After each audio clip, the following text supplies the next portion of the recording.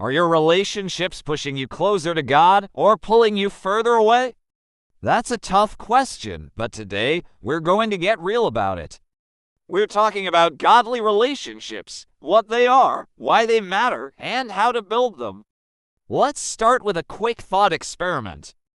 If your friend group was a movie, what genre would it be? A comedy? A drama? Or maybe even a horror film? Think about it. Have you ever found yourself changing your behavior, maybe your language or your style, just to fit in with your friends? The Bible tells us in Proverbs that if you walk with the wise, you grow wise, but a companion of fools suffers harm. In other words, the people you walk with determine where you end up. So, what exactly is a godly relationship? Let's break it down. First, it's built on real love. Not the kind you see in movies, but the kind described in 1 Corinthians 13. It says love is patient and kind. That means it's not easily irritated. It's not sarcastic or harsh. Real love doesn't cheat. It doesn't manipulate you to get what it wants, and it definitely doesn't expose your private secrets for likes on social media. So if someone says they love you but pressures you to do something you know is wrong, is that really love? No, that's selfishness. Second, your relationships influence your future. Your friends affect the words you use, the clothes you wear, your mindset, and most importantly, your faith. I want you to do a quick mental check. Think about your 3 closest friends. Are they pushing you toward God or pulling you away from Him? Your circle is a sneak peek into your future. Choose it wisely. Third, godly relationships have boundaries. The Bible is clear about this, especially when it comes to purity. It's about respecting your body and the bodies of others.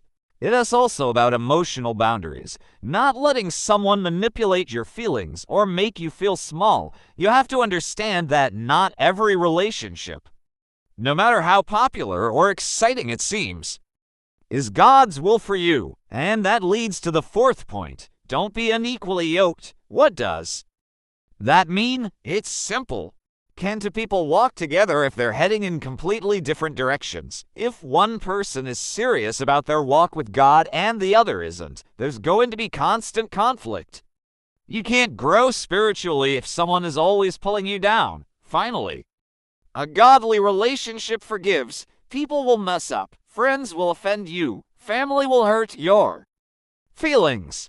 Godly relationships are marked by grace and forgiveness, just as Christ forgave us. But listen closely. Forgiveness does not mean you have to stay in an abusive or toxic situation. Forgiveness is for your freedom, but wisdom is for your protection. Now, here's the most important part. You can't build healthy relationships with others if your relationship with God is broken. It all starts vertically, with Him. When you accept Jesus, you're not just getting a ticket to heaven, you become a new creation. Old habits, old mindsets, old toxic connections, they start to fall away. When you put God first, every other relationship in your life begins to find its proper place. Let's get practical. What are the red flags you shouldn't ignore? Things like constant negativity, jealousy, pressure to compromise your values, or someone who makes you feel like you have to hide your faith. We see this all the time with peer pressure, the fear of missing out, or the everybody is doing it mentality. But remember this, being alone is far better than being wrongly connected.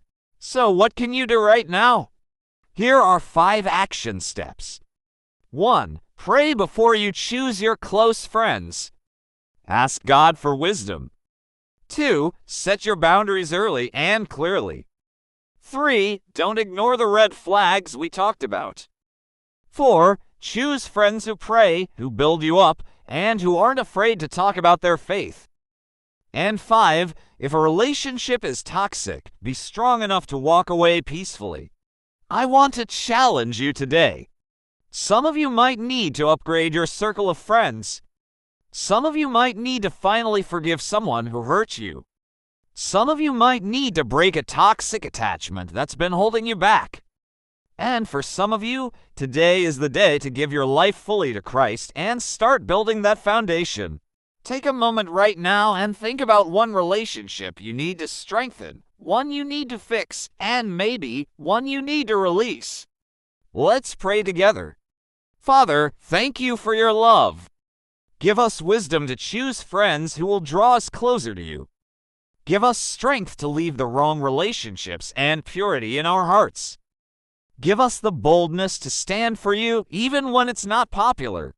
Transform our hearts and our relationships. Thanks for watching.